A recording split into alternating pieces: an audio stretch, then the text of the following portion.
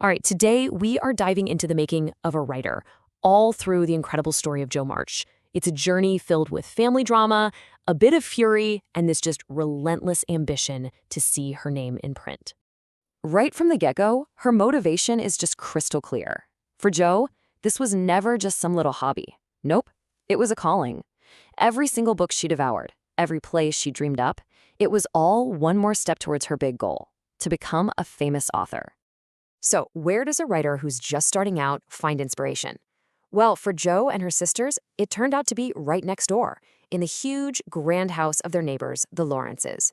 This place, it really became like a second home for them, but for very different reasons. Yeah, the Lawrence house was this amazing escape for each of the sisters. You had Beth filling the halls with music from that beautiful piano.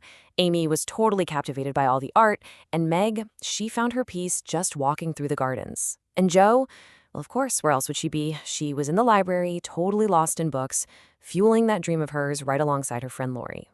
But, it's never that easy, is it? Ambition, creativity, they always face challenges. And for Jo, the biggest one came from somewhere she never expected, her own sister. A simple trip to the theater is about to set off a firestorm that could destroy everything Jo's been working for. And here's the spark that lights the fuse. It's a classic case of sibling rivalry, of feeling left out. Amy desperately wants to go, but she's told no. And yeah, it seems like such a small thing, but that feeling of being excluded, it's about to lead to a truly destructive act of revenge. The consequences of that night hit the very next day. Jo goes back to her work, to her passion project, and it's gone. We're not talking about just a few pages here. This was the physical proof of her dream, and you can just feel the panic rising in her voice with that one simple question. And then, it's like the camera just zooms right in on Amy. That one simple detail, her face turning red, it says everything without a single word. It's a silent confession, that instant flush of guilt right before she says a thing. And there it is, the absolute gut punch of a confession. Amy, in a moment of pure rage, burned Jo's book, her whole manuscript. It's this shocking act of betrayal, and it all stems from that simple, childish hurt of being left out. You have to ask, right? Why would she do something so awful? Well, the reason is painfully simple. She was furious. It's just a powerful reminder of how intense anger and feeling excluded can be, and how it can push someone to do the unthinkable, even to someone they love. Wow. I mean, how do you even begin to recover from that? Your life's work literally turned to ash by your own sister. This next part of the story, though, it's not about revenge. It's all about resilience. It's about Jo's absolutely unbreakable will to keep writing. This moment right here, it tells you everything you need to know about Jo's character. The emotional blow was huge. She couldn't even bring herself to speak to Amy for days. But that pain, it didn't put out her fire. If anything, it made her more determined than ever, and she just kept on writing. So she channels all that hurt and determination into new stories. And then she takes this massive risk. She submits 2 of her best ones to a newspaper. But get this, she does it all in secret. She just couldn't stand the thought of letting her family down if she failed. Think about that pressure. She was facing it all by herself. But she wasn't completely alone. Right as she's leaving the newspaper office, feeling all that anxiety, she runs into Lori. And his words, they're exactly what she needed to hear. This wasn't just him being a nice friend. This was a powerful, validating boost right when she needed it most. So the stories are in, and now comes what every writer will tell you is the hardest part, the waiting. For 2 whole weeks, Jo's entire future just hangs in the balance.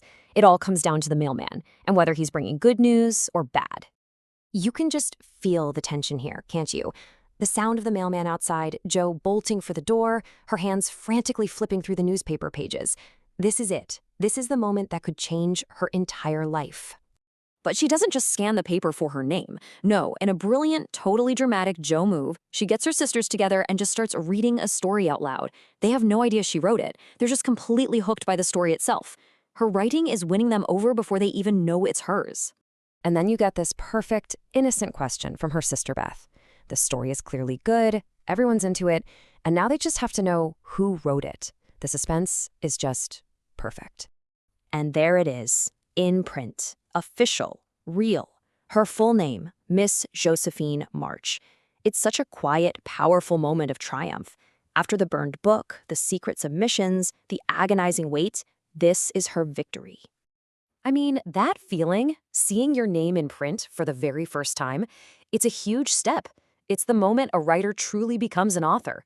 But what did this success actually look like for Jo and her family? The reaction is just pure, unfiltered joy. Any leftover anger seems to just melt away. Even Amy, the one who destroyed the first book, is now bursting with pride. Jo's success wasn't just for her. It was a win for the whole March family. Okay, but here's the twist. For all that hard work, for all that emotional turmoil, what was her grand prize? How much did she get paid for her first published story? Nothing. Zero. Not a single cent. You'd think that would be crushing, right? But for Jo, it wasn't crushing at all. And this final thought, it reveals everything about her true ambition. It was never just about being famous. It was about turning her passion into a way to provide for the people she loved. That first story wasn't about money. It was about getting her foot in the door. And it leaves you with this powerful feeling that for Miss Josephine March, this was only the beginning.